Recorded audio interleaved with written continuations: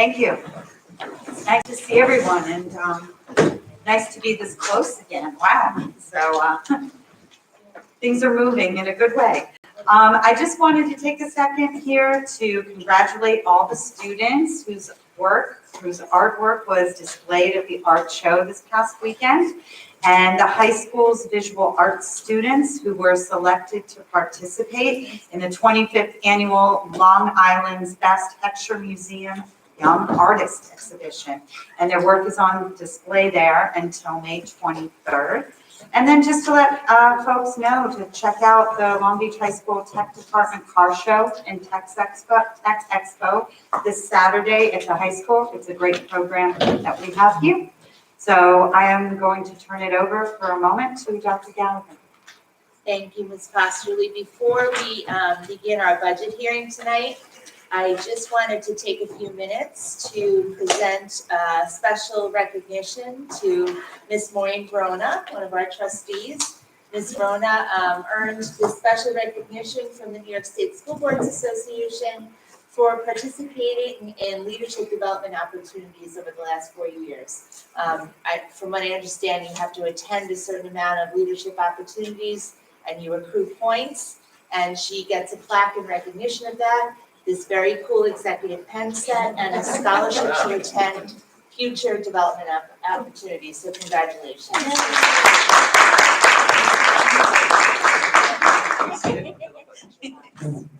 Very nice. And with that, the first part of our meeting tonight is our formal budget hearing. So I'll turn it over to Mr. DeVito, who will just walk us through a few budget highlights.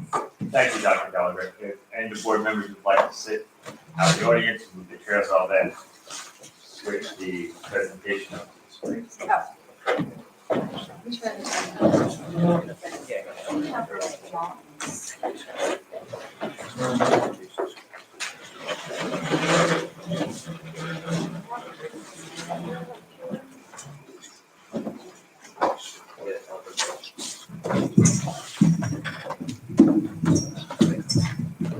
Good evening, everybody. So tonight is the budget hearing, which is an opportunity for anyone in the public to talk about the budget that was actually, as you see here, adopted by the Board of Ed on April 13th. The budget cannot be changed at this point, but it's an opportunity for people from the public to come and express how they feel about the budget. So before we do that, we're just going to do a few highlights, maybe about a 7-minute presentation, just to give a context for any of the public comment on that. As a reminder, it's next Tuesday is the actual public vote on our budget. Our total budget, as you see here, total budget proposed for 2021-22 is about just a little bit shy of $145 million. And you see here it's actually a decrease from the current year budget. And it's a decrease of about $411,000, about just slightly under 0.3% rather. And you see here in the notes the reason why it's actually lower than the current year. And on the next slide, I explained it in a little bit more detail why it's actually lower than the current year. But basically, in a nutshell, it's because in the current year, we have about $1.4 million of capital projects.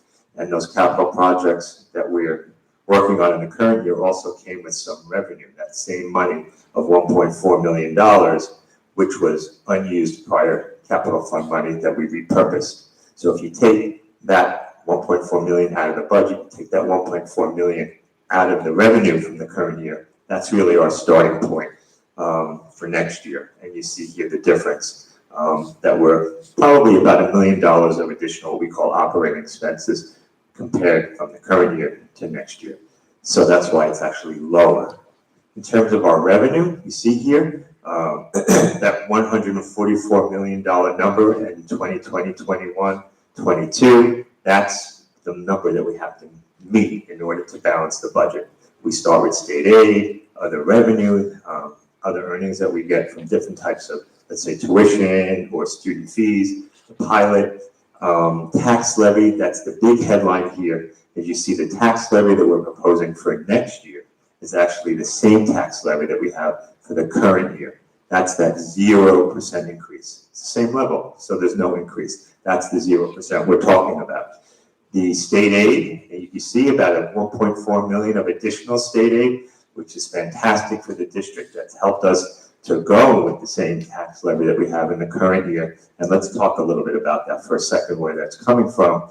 You see our foundation aid is increasing by over $600,000, and that's the most meaningful part of the state aid in terms of that's real increase in terms of what our baseline is going to be from next year moving forward. We're also getting additional building aid of over about $500,000. That's a function of the fact that we're doing more capital projects, that we have capital projects in our debt service moving forward that now we're starting to get building aid on.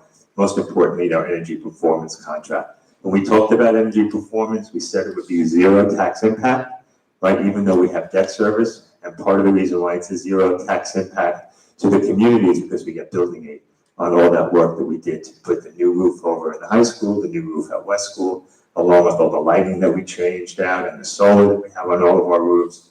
And we get building aid on all of that. And next year is when we start seeing all that additional building aid. And we think we're going to even get a little bit more building aid in the future based on this project, which is great. Transportation aid is also increasing. And we no longer have a pandemic adjustment. And that's how we're able to get an additional state aid of about $1.4 million, which will allows us, again, to go for that 0% increase. What's in the budget? Just a few highlights from our elementary program and our secondary program. You see here, most importantly, for some of our struggling students who are receiving academic intervention services, is the additional 0.5 FTE, which is like a part-time or half-time of the teacher in each of our 4 elementary schools, and you see the cost here. We also, of course, have materials for the second year of our Teachers College Reading and Writing program. That's really like the student text that you see in the classroom libraries. So we're going to be doing that for Teachers College again next year. What's in the budget at the secondary level? Now, we have eliminated the Nike program that we had been running over the Nike Center. Those students who would have been eligible for the Nike program are now going to be incorporated into our high school and the main high school program, but we are using the site for a new medical assistant program. That's going to be housing there, and we're really excited about that new program because it provides opportunities for students and career pathways in the healthcare field, as well as giving them a certificate that they can get a job working immediately once they complete that program. Another highlight in terms of the secondary are some new English programs at the high school, that we're going to have a new life skills theater class and new electives such as public speaking and journalism. We're also expanding the Algebra 2 math labs and our business program at the high school. So those are other things we're doing in next year's budget. Some other things that we want to mention, we're still continuing with the BoE South Oaks partnership. We are going to have some elementary summer school classes this year for any of our elementary school students who feel like they want to avail themselves of some additional instruction. We're also going to complete the K-2 one-to-one iPad initiative, and we also are going to do this technology infrastructure upgrade, and we're actually going to get some what we call E-rate money, which is reimbursement back from the federal government, and we're participating in that E-rate program again for next year. Capital projects, something else I want to mention, Proposition 1 on the ballot next Tuesday is the budget. Proposition 2 is the request to approve the use of money we already have on hand to spend for capital projects that are listed here, about $4.9 million out of what we call our capital reserve fund. Money we already have on hand that we've been saving little by little over the past several years. By law, we have to then put it on the ballot, Proposition 2, to request permission from the community to actually spend it for these purposes. Most importantly, and I'm going to show you a photo of what happens when it rains at the high school, right? Huge drainage problems that we'd like to address. So the bulk of the work that's addressed in this capital project proposition has to do with drainage, road repair, sidewalks, the parking lot, redoing that whole area over at the high school, as well as repairing the pond that we have that's protected. I'd also like to take a look at this bridge that we have that covers the bus lane that connects the main building to the auditorium and the pool. There needs to be some reconstruction of that bridge. And then at the middle school, we want to resurface our tennis courts. They have been out of commission. You take a look here, there's been huge cracks. So we took it out of commission because we were concerned about the safety of our students and our community members who were using it. And now we'd like to repurpose that with what they have a multi-purpose turf field that then can be used not only for tennis, but also for pickleball and also as a lacrosse or soccer practice field by taking out the nettings and the bollards. And so that is also in this proposition, as well as addressing some deteriorating columns in the East School crawl space, some also exterior work at Lindell as well that we want to repair. Another big part of the capital project is to replace and reconstruct the wall over the transportation building. That is actually deteriorating to such a degree, significant degree, that we actually have to reconstruct it.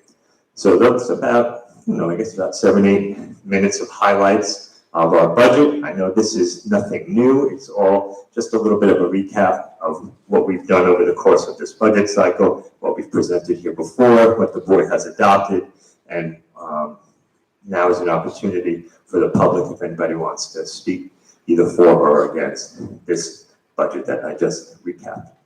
Thank you very much.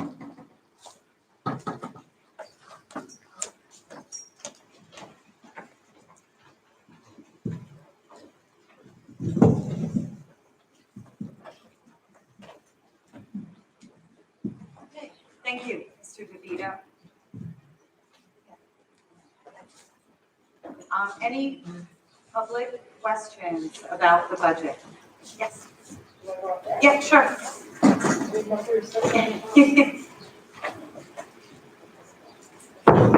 Hi, Judy Gessler, 71 Warren Street. 2 questions. One is, it says 1 fewer kindergarten section at East Elementary.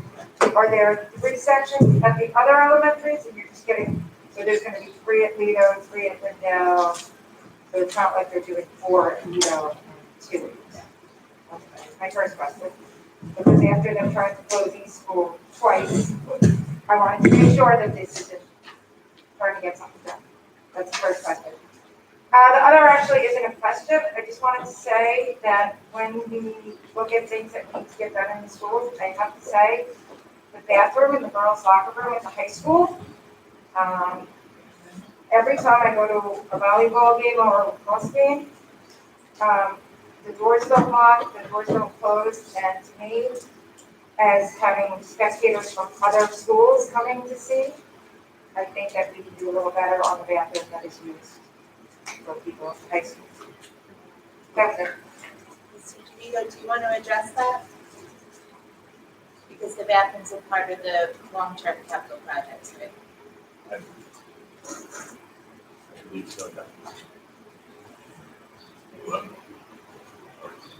You're not. It's just not, So what we're hoping, and as Dr. Gallagher mentioned, that what's on the ballot for next Tuesday is to use our capital reserve funds for the purposes just outlined. But we'd also like the board and the community to consider in the following year a ballot proposition that allows us to go forward with what we would put together to be a large bond project that would incorporate some of that work. If for some reason or another that the board doesn't want to move forward with a big bond proposition project, that's certainly an item that we can address according to other priorities in the next several years. But it is something that, we had hoped to do as part of a large capital project in a couple of years from now. And actually, the plans for the high school bathrooms are a big change. We would create more of a, private kind of bathrooms with more of an external area that was more open, which we think would help with some of the issues with vaping and, high school bathrooms are not well made. absolutely. Anywhere, so we have kind of a nice redesign. In terms of the actual locks, if they're not able to lock, we can certainly address that immediately. The girls' locker room Yeah. bathrooms. 'Cause everyone always compliments how beautiful the school is, it's on the water, and then I'm like, oh, and then they walk into our bathrooms in the locker room, so.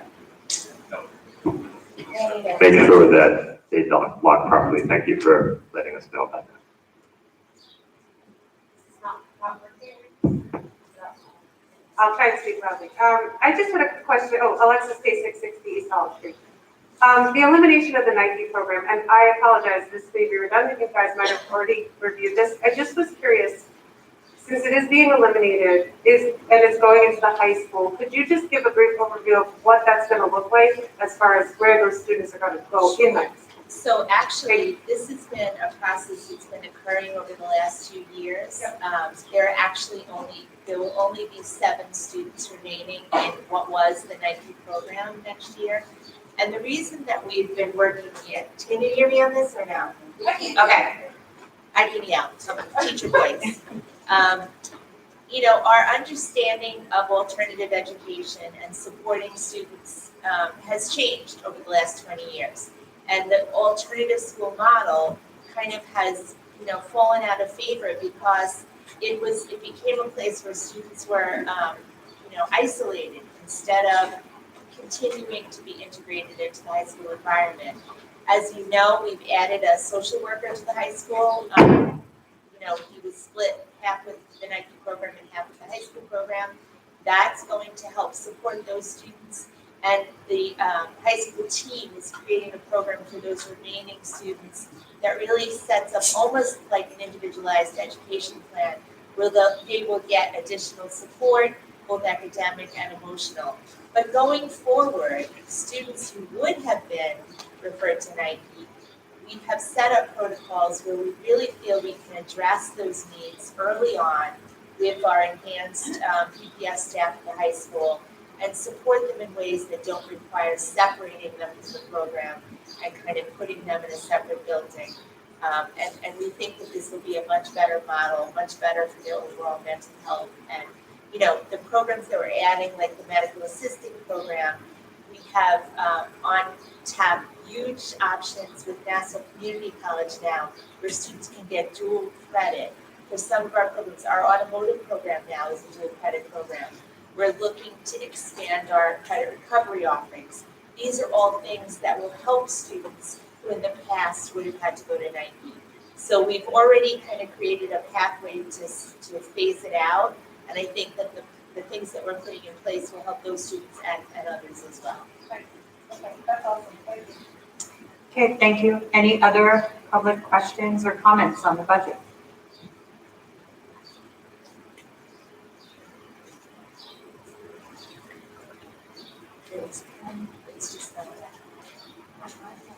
Okay, motion to approve the minutes for executive session and regular meeting. Oh, sorry. Motion to close the budget portion of our meeting. Motion. Second. Thank you. Okay. Any discussion? All right. I'm just trying to get my Mrs. Conway? Yes.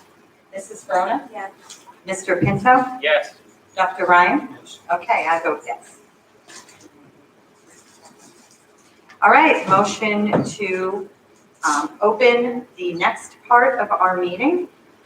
Motion. Second. All right, and All right. I'll go ahead and start with the motion to approve the minutes for executive session and regular meeting of April 7th, 2021, and regular meeting of April 20th, 2021. Motion. Okay, any discussion? Mrs. Conway? Yes. In terms of discussion, April 20th, we also have an executive session after the meeting. Yes, we did. So as amended, we would read as and the executive session, the regular meeting and executive session of April 20th, 2021. Try as amended, we'd be voting on it as amended. Okay. Voting No, I is, think that meeting was on April 27th. So those, It was our last public meeting, when was that? April 27th. Okay, so good. Okay, so we're not voting. so not, okay. Okay, okay, Mr. Pinto, Yes. Dr. Ryan? Yes. And I vote yes. And affirming the treasurer's report for March 2021. And we will now move on to presentations of the superintendent. Yes, that's better. I'd like to ask the board to consider item 1, personnel matters certificated with 1E as amended. Motion? Second? Second. Any discussion? Yeah, before we vote on it, I just want to publicly congratulate Dr. Tamara on her appointment as principal of Glendale School. When you first applied here, I'm sure you were given a speech of how wonderful a district it is and how wonderful the staff is. It's nice to see somebody come through the system and be promoted. So we're very, very happy as a board that you ran the race. It's oftentimes not easy for an insider to make it because sometimes, it's just not easy for whatever reason. So we do congratulate you. We thank you for your past service. We look forward to your continued service. The lady beside you to your left, I'm sure has been a good role model and a mentor, and we'll see you through to the finish. And once again, congratulations on your service. Thank you for your service, and congratulations on your appointment.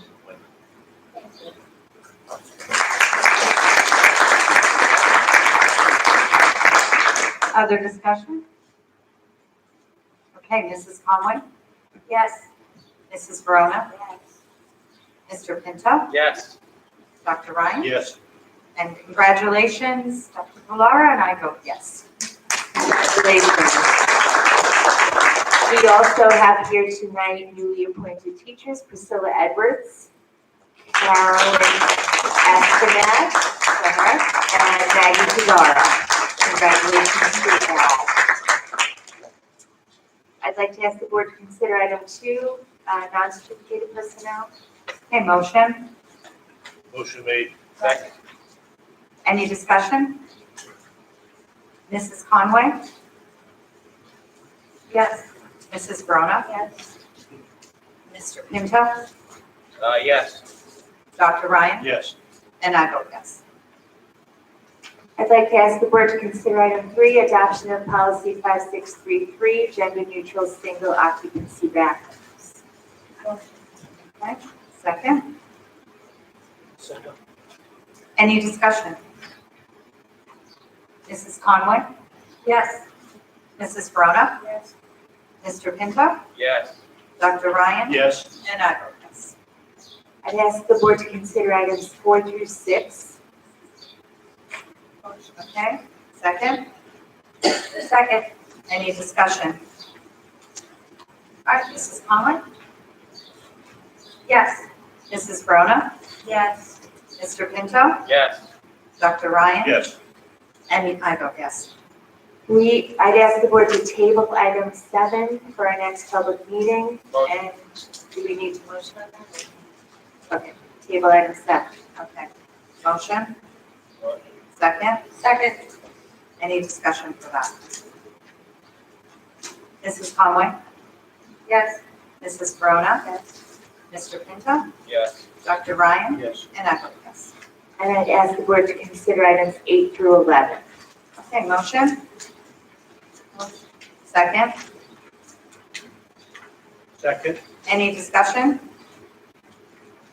Okay, Mrs. Conway? Yes. Mrs. Verona? Yes. Mr. Pinto? Yes. Dr. Ryan? I vote yes, but I abstain on number 9. Okay, and I vote yes. All right, we'll move on now to Board of Education, old or new business. I just wanted to, once again, publicly thank Mr. Steve Leahy, who's the Director of Buildings and Grounds, who's retiring. Oftentimes, that position is certainly an important one in a district this big, somebody who is responsible for the maintenance of buildings and the maintenance of grounds. We were able to meet with him this evening, and we are sorry to see him go, but we wish him every good luck and every success as he moves on. That's my first. My second one is just sort of a technology question. I just wanted to know how extensive are whiteboards used in the classroom? And is there any kind of interface between the whiteboard use and Chromebooks? Yeah, smart boards, or whatever they're called these days. Dr. Romanelli could take this, but I would venture to say every single day they're used, and I see integration with the Chromebooks all the time. Dr. Romanelli, anything you want to add? Yeah, I think that that's accurate, Dr. Gallagher. And, one new feature as well that we have with utilizing Google Suite with the smart boards as well is that we can look at shared work and collaborative work up on the smart board for the class to use. So examples of student work that can be discussed amongst the class as well. Okay, that answers that. Thank you very much. Any other board members, old or new business? I do. I actually also have a technology question.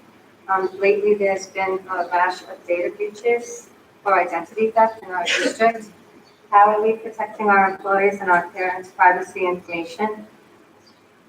So I can tell you that Dr. Natali has sent out many warnings to our employees. One of the biggest breaches was the state database, and I can share that my own identity was stolen, along with many, many other employees in the district. Other than just making people aware of when this happens, unfortunately, there's not much we can do. And then assisting people when, as I did, someone applied for unemployment benefits, someone did that. And the HR office was great about helping me file a fraud claim and do all the necessary things to protect my credit. So they're on top of it, but many of these breaches occur either in outside companies or in this case, in the New York State database. I also got one of those letters. So I would also like to let people know if you get a letter from the Department of Labor, it's not junk mail. Yeah. Because a lot of people I know were throwing them out thinking they were junk mail. So thank you very much for that. My other question is, we're going to have summer camps this summer. How will they be affected by COVID protocols? Well, we'll have to see what the COVID protocols of the day are when we start the day. Seriously, they're changing rapidly, especially as they lower the student vaccination rates. But we're required to follow whatever the county health department provides as COVID protocols. So that will be in effect for us as well. So the parents will be informed as we are informed? Wonderful, thank you.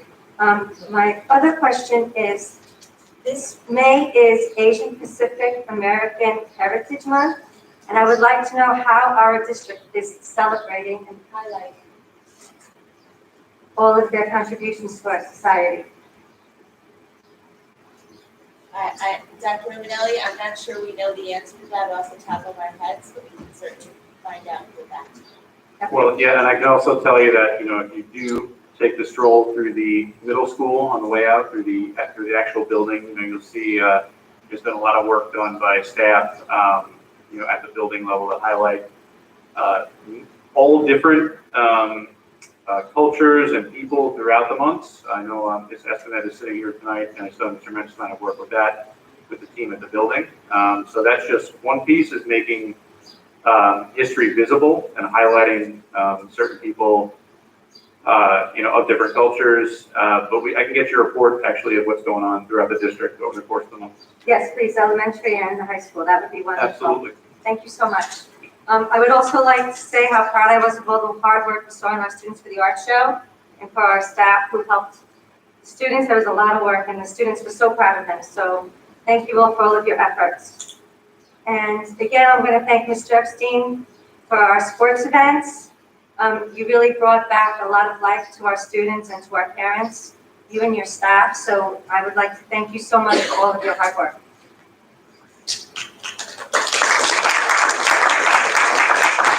I know it wasn't easy, so thank you. And that is all. Go ahead, Maureen. I have a couple questions. I'm wondering if you could give us, I think I saw Denise Ford posted today about the bus arm camera legislation and the program that was going to be implemented. Do we have any updates on that for our district? Yes, Legislator Boyd actually called me yesterday to let us know the good news that this program was moving forward and that we would soon get information on installation of the bus cameras. As the board knows, we were one of the early advocates of this program because it will improve safety so much for our students. So she was happy to let us know that our advocacy worked and they're finally moving forward with it. And she hopes that we'll be able to have the cameras installed soon. Great, thank you. Now, at the last meeting, when we were talking about the profile of a graduate, there was some talk about changing our mission statement. How does that happen? There was a comment made that it should go to the policy committee. But I was thinking that maybe it's just something that we as board members need to look at and then have a meeting about our mission statement, like a work session maybe. I don't even know if we have any time for that from now to the end of the year, but over the summer things get a little quieter. So I'm just wondering what the process would be for us to go about changing our mission statement. I know it wasn't directed to me, but I was the one that raised it on the 27th, and it seemed like we were going backwards, having the committee for the graduate. Then I said, well, that would seem to be the next step in the mission statement. It's just important, I think, the mission statement reflect the content of the committee that was discussed at the last meeting. So certainly, I think it is the board prerogative, because I can remember spending so much time on the mission statement. And it was wasted time, quite frankly, because I don't know why we need a mission statement for a public school. It's like writing a mission statement for a church or a temple. I think it should be quite clear why we're here and what we're doing. So I wouldn't want volunteers to be spending time on an endless committee in this kind of search for a perfect mission statement when one doesn't exist. But I think the bottom line is that there just be consistency between what the profile of a graduate is and the mission statement of the district. So I don't think it's rocket science to just join the two of them to make them consistent. Is that why you suggested that I be the one to do it at the last meeting? I was being facetious because I was trying to cut you off, because I didn't know how many questions you had at that point in the meeting. But I think the mission statement should be very, very simple and very, very clear, and it comes from the profile. So I don't think it should take an extraordinary amount of time to come up with the mission statement. And if you want to do it, feel free to go right ahead. Well, that's the process. So I guess what I'm asking you, Dr. Gallagher, is if you could send home the mission statement for each of us. And then we'll see what the consensus of the board is as moving forward to have a work session on that issue. Have we experienced any issues with all of our students being back in school? They've been back now for about a month. No, it's gone extremely, extremely well. Our COVID cases have gone down tremendously. We've only had, a handful each week. It's really been going good. My last question, because there's a reduced number of Regents exams being administered this year, are any of the days originally dedicated to Regents Week where students don't attend? Are they being reverted back into instructional days? Yes, some are. Dr. Romanelli, do you know off the top of your head how that week is running? I know. Yes, I believe it's the date of the ELA Regents exam, that's the Thursday, I believe it's the 17th, I could be wrong on the number. But that is a date where we do have Regents exam administered in a traditional way. The days leading up to that day and that Friday and the following Monday are all going to be full instructional days up until I believe that Monday is the 21st off the top of my head, if I can remember correctly. And so we do have some, Dr. Natali always has a calendar handy. So yes, it is the 21st on that Monday. But we'll have a number of additional instructional days, about 4 in place where Regents exams would have taken place. But rather than, go to a final exam schedule or something like that, we are having full instructional days on those dates. Great. Will that obviate the need for having nighttime review sessions because the teachers will now have time to review during the day? Or will we still have the same? Well, I guess we don't have review sessions unless there's an AP or a region.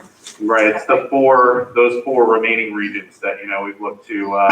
It's a different story for the middle school and the high school, just because of the fact that The high school has been having some review sessions virtually for the Regents exam courses all along, whereas the middle school offers 2 Regents courses in algebra and living environment. So we are going to look to have 2 in-person review sessions. Our middle school students haven't had the opportunity to have those in-person reviews, so we'll look for a very limited review opportunities for the 4 exams being offered.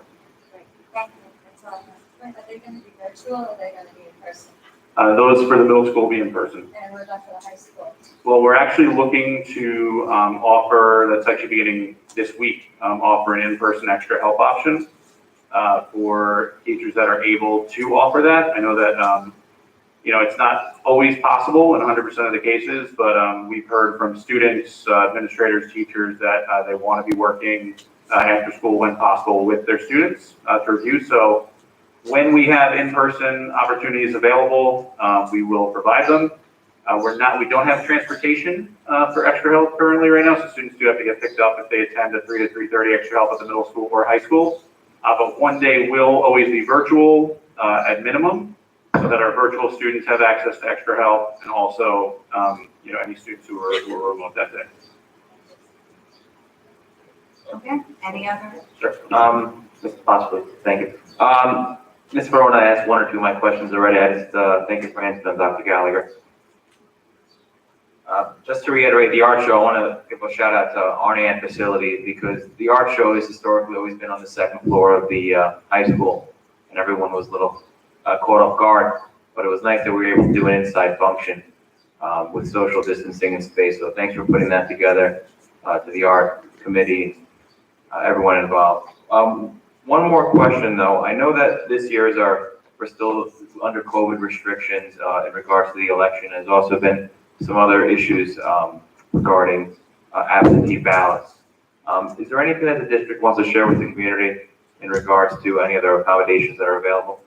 Yes, so first of all, absentee ballots are much easier to obtain this year than in most typical years. There has been some loosening of restrictions in absentee ballots. If any member of our community wants an absentee ballot, they can call our district clerk, Mrs. Dolan, or they can stop in to the admin center. If they do that, they can actually put in their request for an absentee ballot, pick up the absentee ballot, fill it out, and put it right back in. So it's one-stop shopping.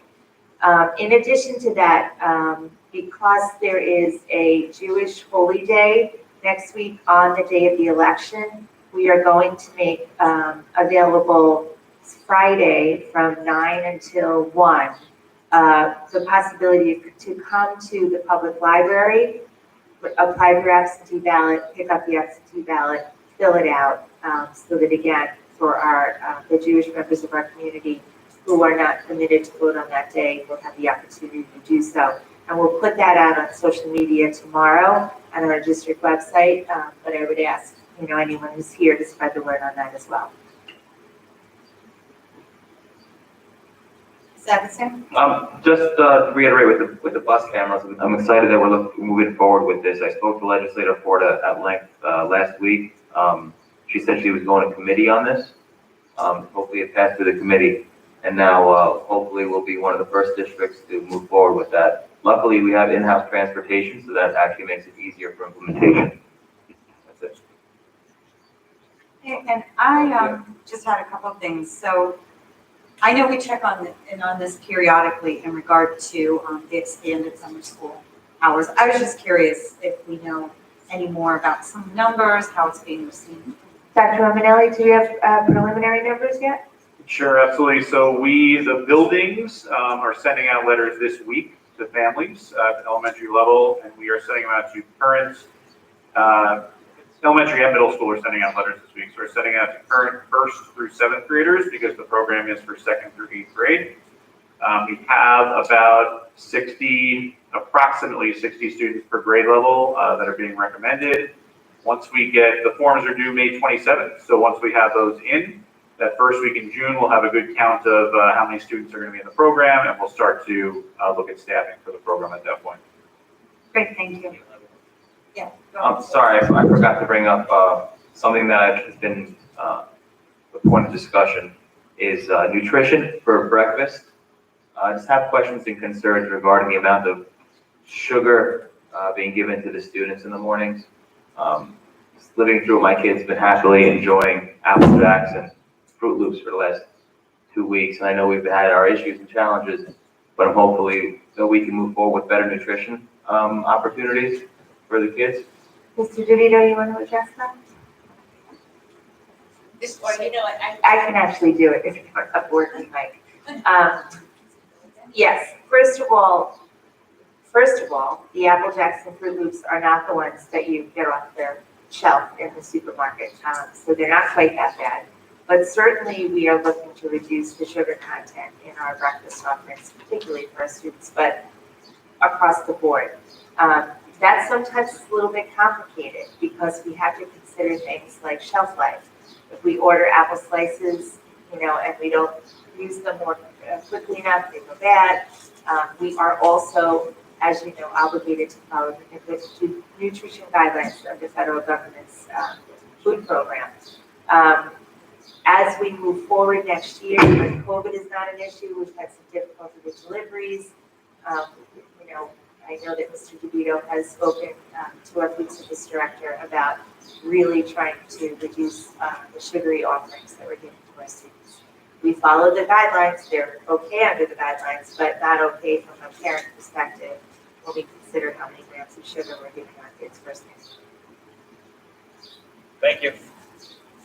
And I just have one final kind of question, comment. And I know since Pfizer has opened up the vaccine to 12 to 15-year-olds, is there going to be any upcoming opportunity for a vaccine pause for students in that? Yeah, actually, South Nassau Community Hospital has provided 2 opportunities for student vaccine pods already, and there will be a third one on Thursday. We sent that information out to high school families. They told me today that they're still waiting for the kind of official word at the county level that they can drop the age to 12. As you know, I believe it was the FDA and CDC approved it to go to 12 today. If we get that go ahead tomorrow, we'll send that information out to our middle school families as well, and they can sign up for that vaccination pod.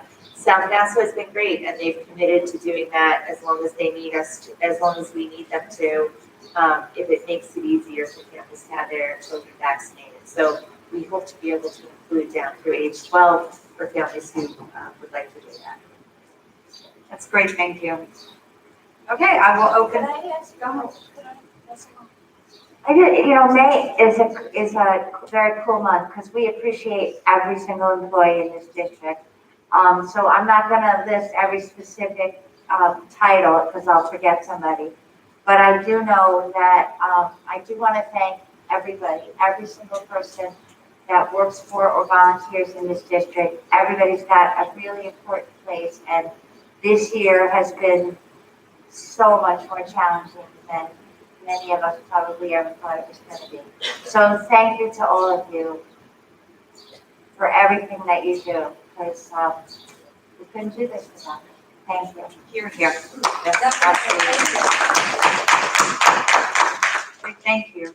So now I will open it up to questions and comments from the public on any topic.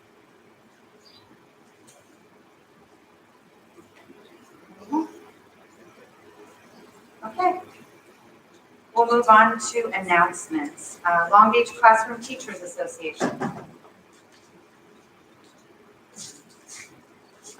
Karen Bloom, just a quick congratulations to all those appointed tonight, and we wish you the best of luck and hope you stay a long time here with us at Long Beach. Have a great night. Thank you. Thank you. Okay, Administrative, Supervisory, and PPS. Anything? Thank you. LBSEA, Group C. And Parent Teacher Association. All right, with that, I will make a motion to adjourn. Motion. Second? Okay. All in favor? Aye. Thank you, everyone. Thank you for coming.